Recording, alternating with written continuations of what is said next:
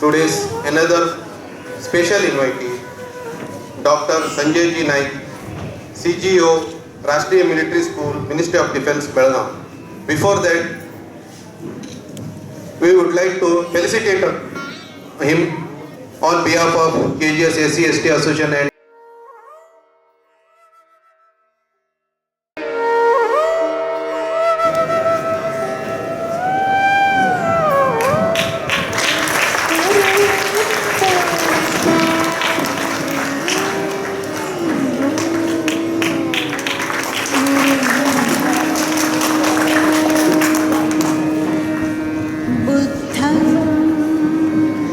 शरणं गच्छामि धम्मं शरणं गच्छामि संघं शरणं गच्छामि।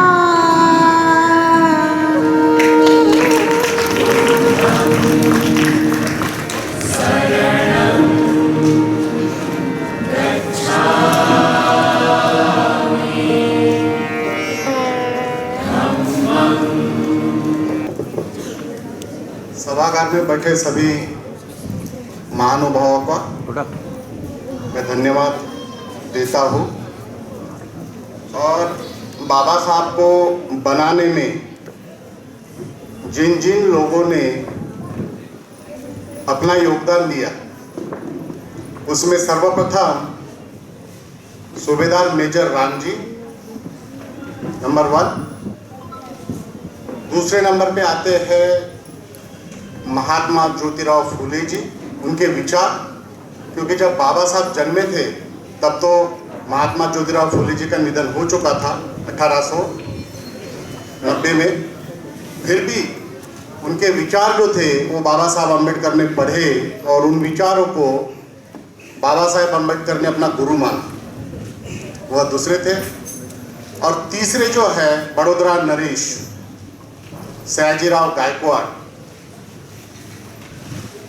जिन्होंने बाबा साहब अम्बेडकर की प्रतियोगिता को पहचाना था, यस ये कुछ कर सकते हैं, और उन्होंने शिष्यवृत्ति के बेस पे डॉक्टर भीमराव अम्बेडकर जी को विदेश भेजने का जो प्रावधान किया वो। और चौथे मैं बोलूँगा छत्रपति साहू महाराज, जिन्होंने लंदन से पढ़ के आने के बाद भारत को समाज को जोड़ने के लिए जो साहू महाराज जी ने योगदान दिया बाबा साहब को, वो अतुलनीय है मेरे हिसाब से। तो मैं इसी बेस पे मैं एक शेर प्रस्तुत करना चाहूँगा। समंदर में हम अपनी खुशी चाहते हैं, समंदर में हम अपनी खुशी चाहते हैं, जान हथेली पर लिए जी जाते हैं, तुम वो जो समंदर तुम्हें खा जाता है, हम वो जो समंदर को पी जाते हैं। तो डॉक्टर बाबा साहेब अम्बेडकर ने ज्ञान का समंदर पी लिया, इसलिए उन्होंने डिडंट गिव, डोंट गिव। हम भारतीय आदमियों की फार पुअर मेंटालिटी है, we always follow the short path and short path is always dangerous. तो बाबा साहब अम्बेडकर ने सत्य का मार्ग चुना। उन्होंने जो भारत की अर्थव्यवस्था थी, जो विषमता थी, जो 2500 साल से या उससे भी ज़्यादा, वो सिर्फ उन्होंने 40 साल में समाप्त की। ये कोई बहुत बड़ा मतलब इतना छोटा काम नहीं है। तो भारत में आज भी रिसर्च चालू है कि इन व्यक्तियों में ऐसा क्या था बाबा साहब ने जो जिन्होंने 65 ईयर्स के लाइफ में इतना बड़ा काम किया। तो आज विश्व की अर्थव्यवस्था के ऊपर अगर हम बात करते हैं तो बाबा साहब अम्बेडकर के बिना अधूरी है। भारत ही नहीं, विश्व की अर्थव्यवस्था बाबा साहब अम्बेडकर की जो इकोनॉमिस्ट पावर है उनके बिना अधूरी है। डॉक्टर बाबा साहब अम्बेडकर की जो बीएससी डिग्री है आज तक भारतीय कोई नहीं ले सके। डॉक्टर ऑफ साइंस, जिन्होंने प्रॉब्लम ऑफ रूपीज जो थेसिस लिखा था और उसकी भूमिका उनके प्रोफेसर गुरु जो थे कैनन सर, उन्होंने लिखी थी। उनके ही प्रोफेसर ने उनको इतना बढ़िया से आपने लिखा, उसकी भरी भरी प्रशंसा की है। ये शायद किसी लोगों को पता है कि नहीं है, वो मुझे पता नहीं है, लेकिन ये इतिहास में लिखा गया है। तो उसी बेस पे आज हमारी भारतीय व्यवस्था, क्योंकि 8 महीने का या 6 महीने का लॉकडाउन होने के बावजूद, इतनी बड़ी देश की पॉपुलेशन होने के बावजूद नरेंद्र मोदी जी ने उस अर्थव्यवस्था को कायम रखा। आप बगल में पाकिस्तान है, बगल में श्रीलंका भी है, उनका क्या हाल है आप लोग न्यूज़पेपर में और मल्टीमीडिया में देखते ही होंगे।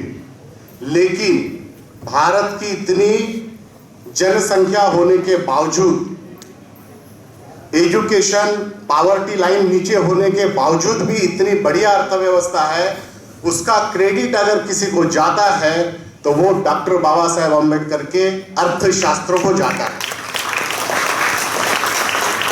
उनकी अर्थशास्त्र की बुद्धि जो है उसको जाता है, और उन्होंने जो ठान लिया था वही करके दिखाया।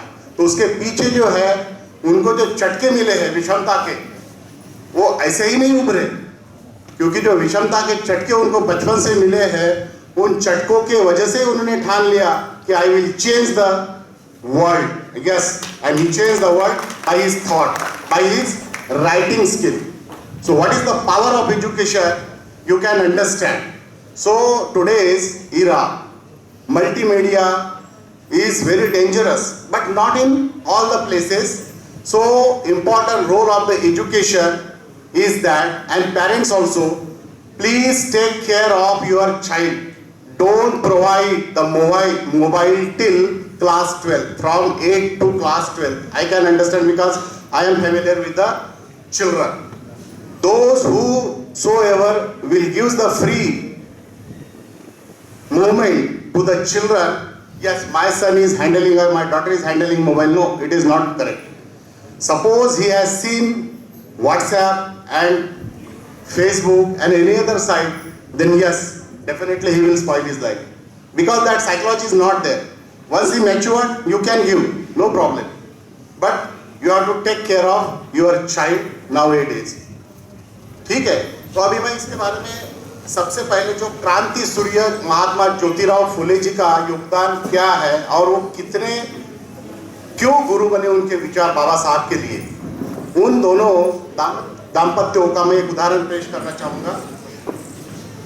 क्रांति सूर्य महात्मा ज्योतिराव फुले और क्रांति देवी सावित्रीबाई फुले, जिन्होंने 1848 में सबसे पहले अपनी स्कूल शुरू की भारत में, पुणे में, क्योंकि अंग्रेजों का शासन था और वैदिक व्यवस्था भी चरम सीमा पर थी।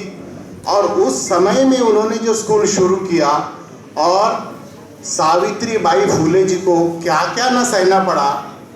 काऊ डंग, गोबर के, उनके पढ़ाने के लिए जब जाती थी तो व्यवस्था, वैदिक व्यवस्था ऐसी थी, वो जाती थी तो उनके ऊपर गोबर के छिटे पड़ते थे, लेकिन फिर भी उन्होंने अपना बुलंद आवाज को शांत कभी होने नहीं दिया। Yes, whatever you do please do, whatever I wanted to do I will do, and finally they have success in their work, they have success in their work, and they have started the initially first 3 school in the year 1845, and they have again started the school for the girls in the year 1951. तो उनका जो एक उदाहरण मैं आपको पेश करना चाहूँगा। जब वो महात्मा ज्योतिराव जी फुले इतने रिच थे, वो इनके पास इतनी ज़मीन थी और इतना सब कुछ औहदा था उनका, अगर वो कुछ भी नहीं करते सोसाइटी के लिए तो आज वो इक्विवेलेंट टू मुकेश अंबानी और टाटा जी के लाइन में बैठते, आज अगर उनकी संतानें जीवित होती। लेकिन जो देश की विषमता को देखते हुए उन्होंने जो प्रण लिया, उस प्रण को उन्होंने साबित भी कर दिया। तो उस उदाहरण के तौर पर जब उनकी कमर्शियल इंडस्ट्री से महात्मा ज्योतिराव फुले और उनके मित्र ससाने और एक पाटिल जी, तीनों भी जब आ रहे थे तो एक अपाहिज भिखारी सामने से आ रहे थे, तो उसके जो झोला था बड़ा फटा हुआ था, उस झोले में जो धान्य दिया था किसी घर से, तो वो धान्य जो है नीचे गिर रहा था, और वो महात्मा ज्योतिराव फुले जी ने देखा तो उनको दौड़ के गए और उन्होंने अपना टर्बन निकाला और वो धान्य की जो गिरा हुआ कपड़ा था वो पूरा का पूरा उसमें समेट के उस अपाहिज भिखारी को दिया और बोले आप शांति से रहो। फिर अपाहिज भिखारी रोने लगा, उसको शांत किया। वो अपाहिज भिखारी ने इस घर के तरफ उंगली की, इस घर से मुझे धान्य मिला और आपने मेरा धान्य बचाया। तो महात्मा ज्योतिराव फुले जी को घर के तरफ जब उंगली किया उन्होंने, तो उनको दिखाई दिया ये तो मेरा ही घर है, इसका मतलब सावित्रीबाई फुले जी ने भी वो दिया। तो ऐसे ये दंपत्य थे, सावित्रीबाई फुले और महात्मा ज्योतिराव फुले। ठीक है, तो आप बाबा साहब अम्बेडकर ने उनके विचारों को क्यों फॉलो किया? क्योंकि बाबा साहब अम्बेडकर चाहते थे ये इंसानियत सबसे ऊपर है, जाति धर्म ये ऊपर नहीं है। इसलिए सभी लोगों को if we are the qualified educated we are oblige the humanism at the top. Okay, बाकी रिलीजन जाति वो सेकेंडरी है, बिकॉज आदमी कर्म से ही महान बनता है। तो बाबा साहब अम्बेडकर महान ऐसे ही नहीं बने, उन्होंने वो कर्म किए। बाबा साहब अम्बेडकर भी चाहते थे जब वो अपने डिग्रिया वकालत की डिग्रिया फॉरेन से करके आए तो उन्होंने मुंबई में वाइस रॉय थे, उन्होंने उनका स्वागत समारोह आयोजित किया और वो वाइस रॉय बोले कि बाबा साहब अम्बेडकर अभी भारत में नंबर 1 वकील बन सकते हैं, उनके पास इतनी नॉलेज है, तो मैं कल से ही इनको मुंबई हाई कोर्ट का जस्टिस नियुक्त करता हूँ। देखिए, तो तुरंत बाबा साहब अम्बेडकर ने उनका थैंक यू तो किया, लेकिन अपने भाषण में उन्होंने ये भी शब्द कहे कि मैं यहाँ अपना घर पे पैसा कमाने नहीं आया हूँ, बल्कि जो इस देश की समाज व्यवस्था है उसको मैं ठीक करने आया हूँ, और जब तक मैं ये 5 लाख लोगों को न्याय नहीं दूंगा तब तक मैं आपकी नौकरी लूंगा नहीं। और उन्होंने ऐसे करके दिखाया, क्योंकि नौकरी में जब व्यक्ति आता है तो उसको एक कोड ऑफ कंडक्ट लागू होता है, और you can't move beyond that code of conduct. तो वो कोड ऑफ कंडक्ट में बंधना नहीं चाहते, इसलिए उन्होंने नौकरी नहीं की। नहीं तो आज अगर वो नौकरी करते तो मुझे लगता कि वर्ल्ड के सबसे रिचेस्ट व्यक्तियों में एक होते। बिल गेट्स भी उनके सामने कुछ नहीं रह सकते। और भारत के अगर हम बात करें तो Mukesh Ambani is the richest one, वो भी उनके सामने कुछ नहीं हो। तो ये क्योंकि उन्होंने देखा, क्योंकि उनके पास बुद्ध के विचार थे। बुद्ध के विचार जैसे बुद्ध ने देखा कि भाई मैं किस लोगों के खिलाफ लड़ रहा हूं। शाक्य वंश बोले तो उनके पिताजी का वंश, और कोली वंश बोले तो उनकी माताजी का वंश। जो रोहिणी नदी थे उस पार उनकी मम्मी के रिलेटिव रहते थे, और रोहिणी नदी के इस पार शाक्य वंश रहते थे। तो मैं किसके खिलाफ लड़ रहा हूँ और किस लिए? मेरे पास तो इतना सब कुछ है। तो उन्होंने देखा कि नहीं, मैं नहीं लड़ूंगा। तो जब उनकी युवाओं की जो सम्मेलन हुआ उसमें यह डिसाइड किया गया कि भाई या तो आप तलवार उठाइए, क्योंकि ये क्षत्रिय लोगों का धर्म है। उनको लगा कि मैं अपनों को ही मारूंगा, मेरे पास तो सब कुछ है, किस लिए? तो उस युवा सम्मेलन में डिसाइड किया गया था कि आप लड़ेंगे नहीं, या तो आप मृत्यु को प्राप्त होंगे या आप चक्रवर्ती बनेंगे। चक्रवर्ती मतलब आप शांति से रहेंगे, कुछ भी नहीं करेंगे। तब बुद्ध ने डिसाइड किया कि यस, मैं इस विश्व का चक्रवर्ती बनने ही जा रहा हूं। तो चक्रवर्ती बोले तो सिर्फ तलवार से जो सम्राट अशोक ने जीता था वो चक्रवर्ती नहीं है, ज्ञान का भी चक्रवर्ती हो सकते हैं। तो भगवान बुद्ध ने स्वातंत्र, समता, बंधुत्व और न्याय ये लोगों को दिया है, और वो सब राहुल सिर्फ 6 या 7 महीने का था, कम से कम 5-6 दिन के थे। तो उन्होंने डिसाइड किया और उस पूर्णिमा के दिन वो चले गए। तो उनकी जो धर्मपत्नी यशोधरा, उन्होंने देखा वो जगी हुई थी, क्योंकि उनको पता था इनका एम क्या है, मैं अगर इनको रोकूंगा तो ये जीवन में सुख से कभी जिएंगे नहीं। उनको जाने दिया और जाने के बाद उनको रात में बाय बाय किया। बाय बाय करने के बाद में उनकी उम्र सिर्फ 29 साल की थी और उन्होंने पूरा जाके बोध गया में कम से कम आपका 6 साल तक तपस्या की और तपस्या करने के बाद में उन्होंने धम्म देशना दी है लोगों को। तो ये है हमारा भारत महान। आज विश्व की जितनी भी बड़ी बड़ी इकोनॉमी वाली कंट्री अमेरिका और रशिया भारत के तरफ देखती है। क्यों? क्योंकि भारत का लोकतंत्र इतना मजबूत है जो संविधान के रूप में डॉक्टर भीमराव अंबेडकर जी ने दिया। अब देखिए, और ये धर्मनिरपेक्ष जो ताकत है ये भारत का मेन आत्मा है। अब समझिए इस चीज को। और जो भी लोग इसको डिस्टर्ब करना चाहेंगे तो मुझे नहीं लगता, भारत के पहले तो 11 टुकड़े हो चुके हैं, अभी कितने होंगे पता नहीं। तो इस पे भी सरकारों ने सोचना चाहिए। अगर आप सही में इस देश को सुपर पावर बनाना चाहते हैं, आप इस देश को सुपर पावर बनाना चाहते हैं, तो मैं एज ए लेक्चरर और civilian gazetted officer from the defence ministry एक सजेशन देना चाहूंगा कि आप एक सिविल कोड लागू कीजिए सभी के लिए। सिविल कोड बस एक ही होगा, कोई धर्म नहीं, कोई जाति नहीं। सबसे ज्यादा जो सिविल कोड सबसे ऊपर होगा वो देश होगा और सबसे ऊपर जो होगी वो इंसानियत होगी। एक दूसरा जो है, जितने भी ट्रस्ट है, जितने भी धर्म के ट्रस्ट है, हिंदू धर्म के हो, बुद्ध के बुद्ध विहार हो, जैनिस के हो, मुस्लिम के आपकी मस्जिद हो, ये सभी को आरटीआई के दायरे में लाइए और जो भी सोना जमा है या पैसा है वो पूरा का पूरा आरटीआई के दायरे में लेके इकोनॉमी में लाइए, देश के प्रवाह में लाइए। देखिए पावर दूसरे ही दिन सुपर पावर होगा। इतना पैसा भारत में है, क्योंकि जब आप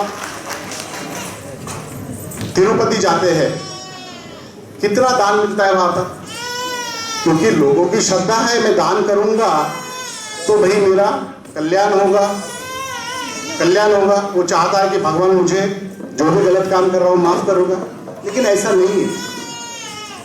तो ये जो चीजें अगर देश ने की तो देश कभी का सुपर पावर बन जाएगा। अमेरिका भी कुछ हमारे पीछे रहेगा।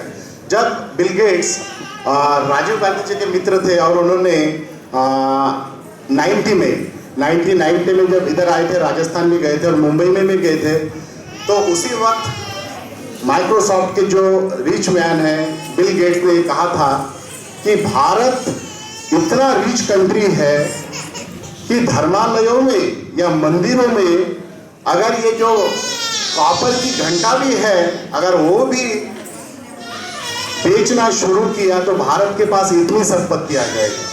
1990 में कहा था। आप देखिए, तो मैं तो उससे आगे जा रहा हूँ। सोना चांदी जो है आपके रामेश्वरम में जाके देखिए, जो कुंड है 21 वहाँ पे पूरा का पूरा एक ऐसा रूम है और वहाँ पे पूरा सोना भरा पड़ा हुआ है। अपनी आंखों से मैंने देखा। तो what is the use of that gold?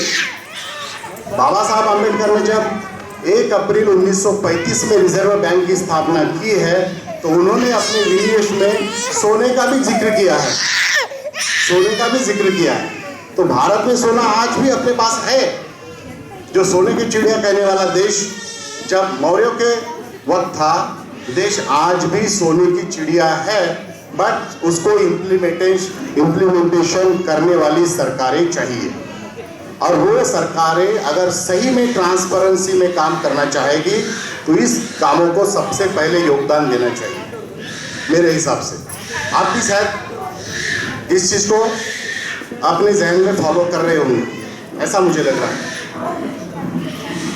दूसरी बात है, महात्मा ज्योतिराव फुले जी को बड़ोदरा के नरेश सयाजीराव गायकवाड़ हिंदुस्तान के बुकर टी स्टॉल बोलते थे, हिंदुस्तान के बुकर टी वॉशिंगटन, हिंदुस्तान के बुकर टी वॉशिंगटन। इसका मतलब किसी को पता है? नहीं है। इनको उस वक्त जब अमेरिका में वगैरह चाय की बड़ी बड़ी कंपनियां थी इनकी, टी वॉशिंगटन की, तो उस पंक्ति में बैठने वाले महात्मा ज्योतिराव फुले थे, लेकिन जिन्होंने अपना पूरा न्यौछावर कर दिया और स्त्री के उन्नति के लिए। क्योंकि जब भी कोई स्त्री का पति मर जाता था तो उसको भी आग में जला दिया जाता था। देखिए, हम धर्म से इतने रिलेटेड थे, तो ये महात्मा ज्योतिराव फुले जी को कभी अच्छा नहीं लगा, बोले उसका पुनर्विवाह होना चाहिए। तो महिलाओं के उत्थानों के लिए जो काम महात्मा ज्योतिराव फुले, धोंडो केशव कर्वे, सावित्रीबाई फुले इन्होंने किया है, विश्व में किसी ने नहीं किया। और आज जो महिलाओं को स्टेटस भारत का है वो भी फॉरेन के मुकाबले बहुत ही वीक है, क्योंकि महिलाएं जानती नहीं है कि बाबा साहब ने क्या किया है और हमको क्या करना चाहिए। बाबा साहब आम्बेडकर ने बड़े स्पष्ट शब्दों में कहा है कि महिला का जो रोल है वो 3 प्रकार का है। सबसे तो पहले वो पुत्री होती है, जब अच्छी से पढ़ेंगे तो उनको अच्छा पति मिलेगा, तो एक पत्नी का भी एजुकेटेड रोल अदा करेगी।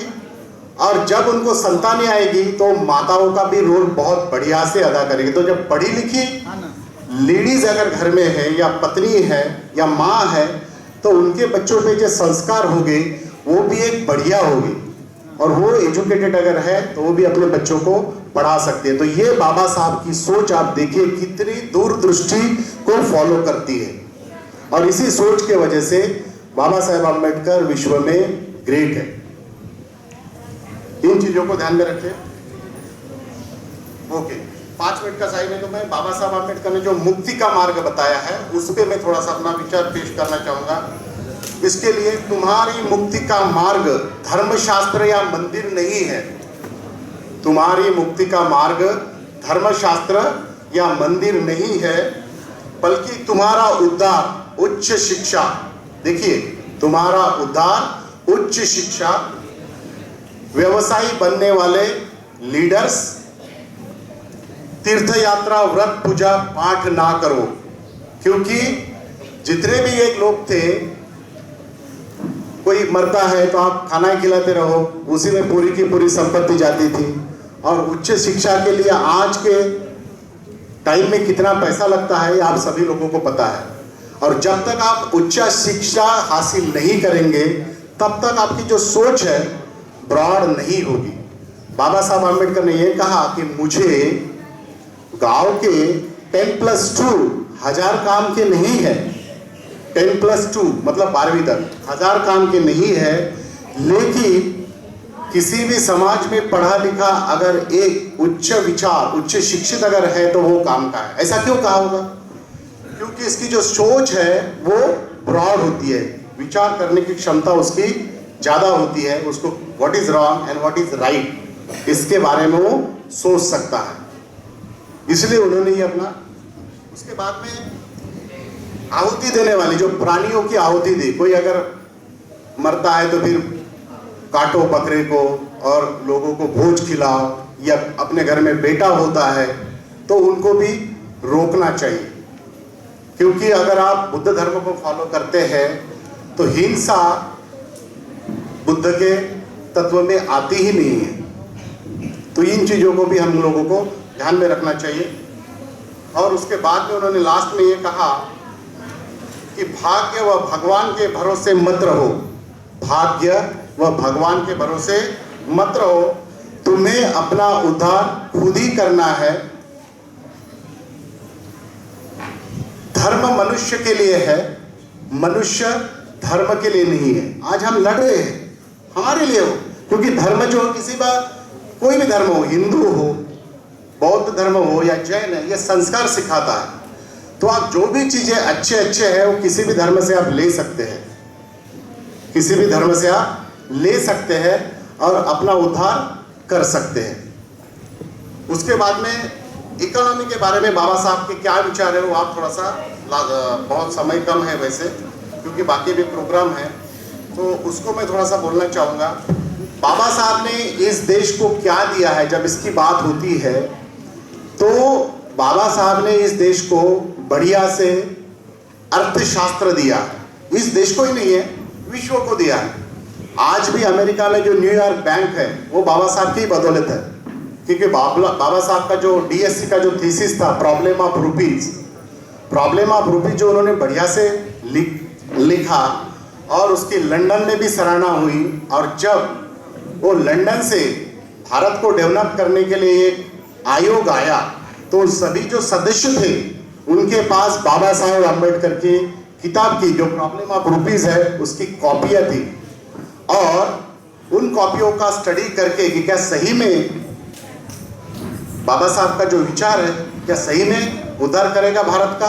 तो यस, इन विचारों को, उस किताब को पढ़ने के बाद में जितने भी आयोगों के सदस्य थे उन्होंने अप्रूवल दे दिया और 1 फरवरी 1935 में रिजर्व बैंक की स्थापना हुई। तो अगर बाबा साहब लिखते ही नहीं कुछ नहीं होता। तो लोग बोलते हैं कि बाबा साहब ने क्या दिया है, विषमता फैलाई है, रिजर्वेशन दिया। तो बाबा साहब अम्बेडकर ने जो रिजर्वेशन दिया है इसलिए दिया है कि जो वीकर सेक्शन के लोग हैं जिनको सदियों से गुलाम बना के रखा है उनको एक स्ट्रेंथ मिलेगी, पढ़ेंगे और वो भी अपने समाज में बाकी लोगों के साथ कंधे से कंधा मिला के आगे बढ़ेंगे। ये था मकसद। उन्होंने ये नहीं कहा कि आप पूरा लॉन्ग लाइफ रिजर्वेशन लो, लेकिन रिजर्वेशन उन्होंने 4 प्रकार का दिया है। एक तो पॉलिटिकली दिया है जो 10 साल का था, तो 10 साल का तो रिजर्वेशन कांग्रेस ने 70 साल तक किया। तो बाबा साहब को क्यों दोष दे रहे भैया? बाबा साहब अम्बेडकर को क्यों दोष दे? बाबा साहब अम्बेडकर ने गांधी जी को रिजर्वेशन नहीं मांगा था, उन्हें पैक्ट आप पढ़िए।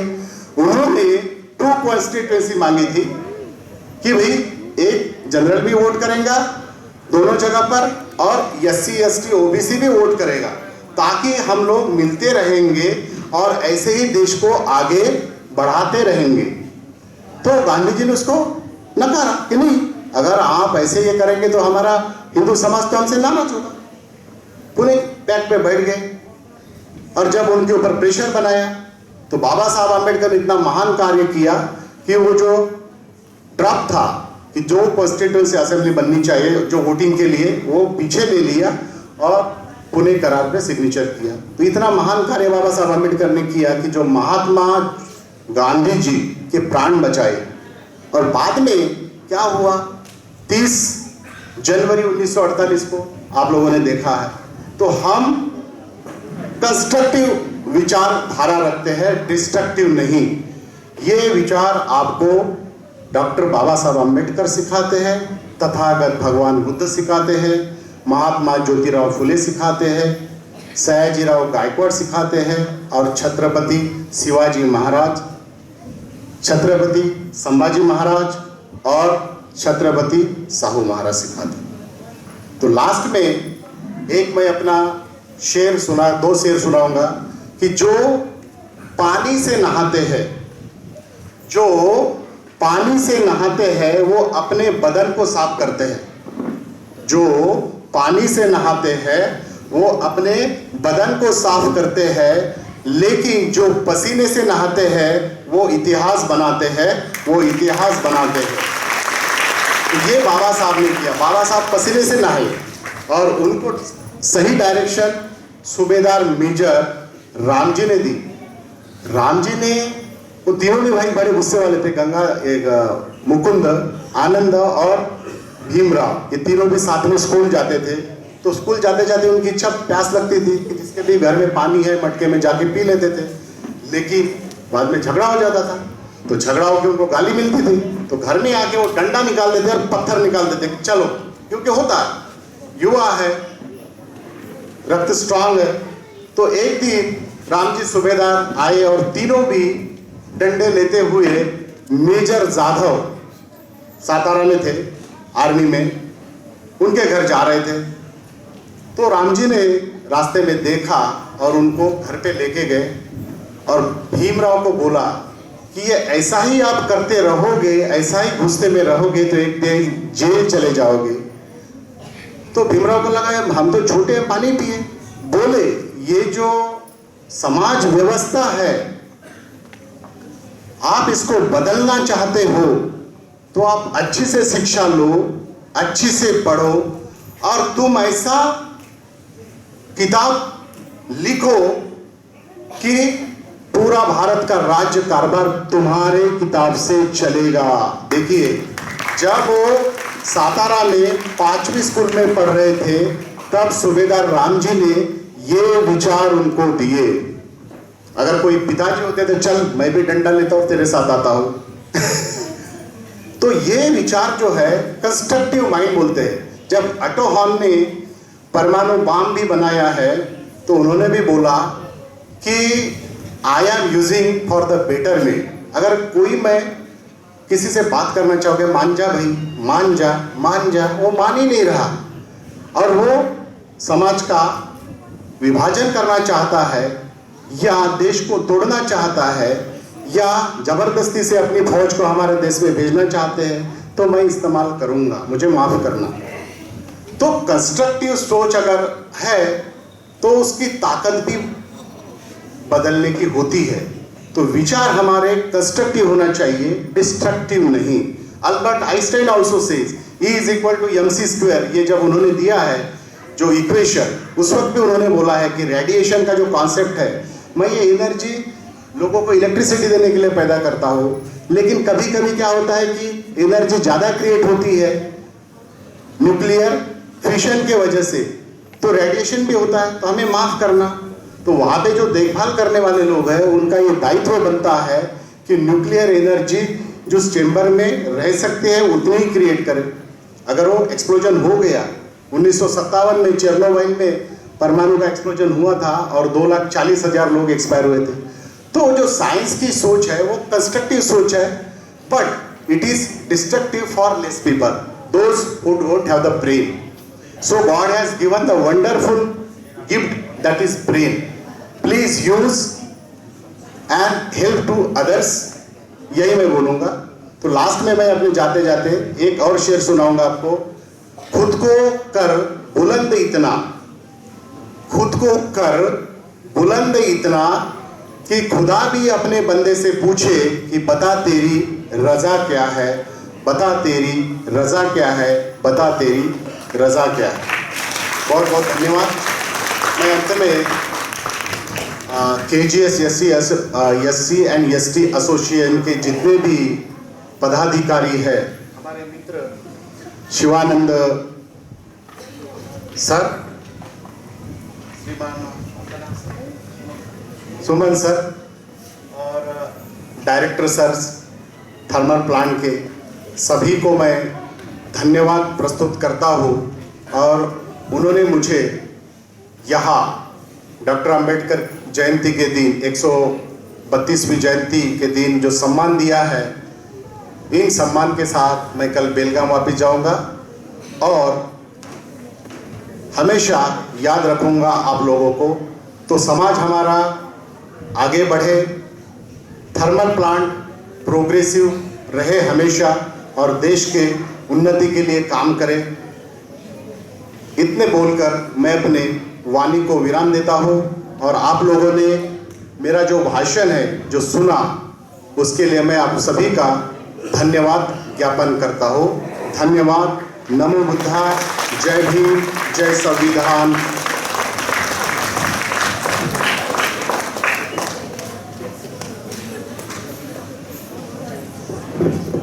Thank you sir. वासना पुणे के लिए तैयार करता हूँ। एवरी ईयर नियर अबाउट हमारे 10 to 12 बच्चे नेशनल डिफेंस एकेडमी में जाते हैं और वहाँ पर 3 साल की डिग्री लेके 1.5 साल का फिजिकल ट्रेनिंग देहरादून में लेके इंडियन आर्मी में या एयरफोर्स में या नेवी में फर्स्ट ऑफिसर बन के जाते हैं, जो कि इंडियन आर्मी में lieutenant equal to lieutenant navy और एयरफोर्स। तो हमारे बच्चों की इधर कर्नाटका है, तमिलनाडु है, महाराष्ट्र है, इन बच्चों का रुझान जो है भारतीय सेना के प्रति बहुत कम है, क्योंकि इन लोगों को 24/7 वाला जॉब नहीं चाहिए। लेकिन अभी क्या है कि जॉब अपॉर्चुनिटीज़ गवर्नमेंट ने बहुत ही कम कर दी, प्राइवेटाइजेशन ज़्यादा किया है। लेकिन जो भी बच्चे गर्ल्स हो या बॉयज़ हो इंटरेस्टेड है तो वो तैयारी कर सकते हैं। हमारे इसमें राष्ट्रीय मिलिट्री स्कूल, देर आर 5 राष्ट्रीय मिलिट्री स्कूल।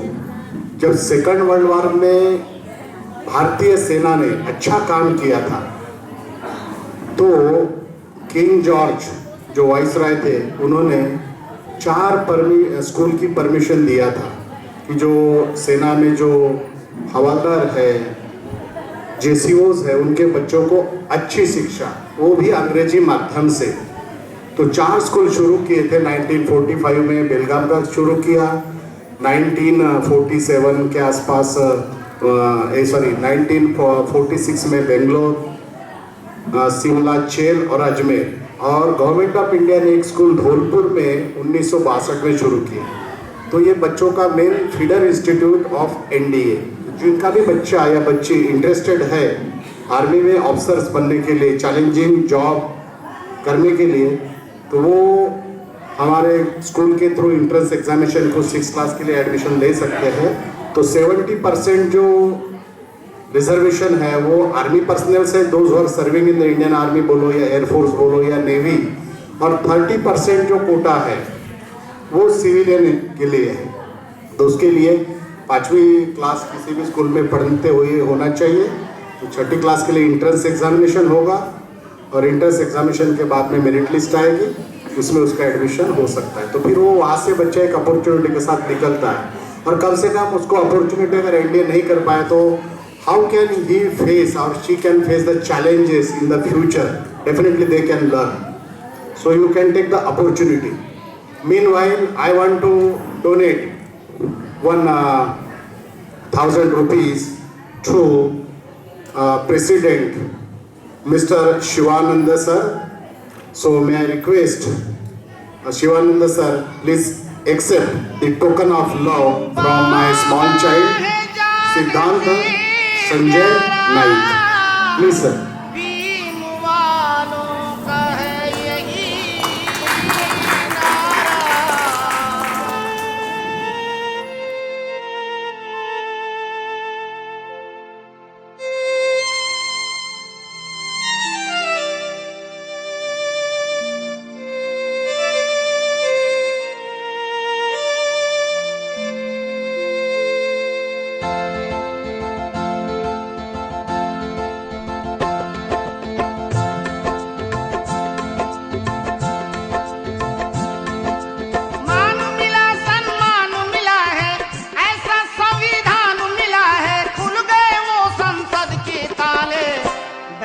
सदन में